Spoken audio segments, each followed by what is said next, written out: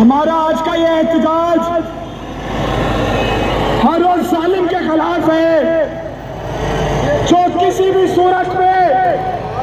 किसी भी रंग में, किसी भी मजलूम पर जुल्म कर रहा है। वो जालिम चाहे खाना-ए-काबा के गुलाब के नीचे छुपा हुआ हो, चाहे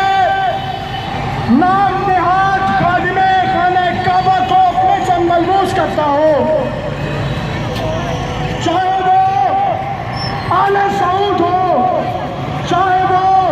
आले यहूद हो।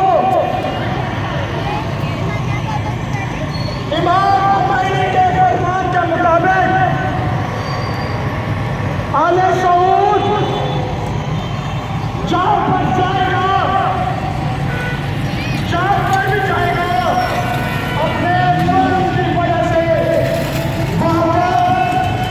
चूंकि इमाम खुमैनी ने फरमाया ये दिल की दवाई है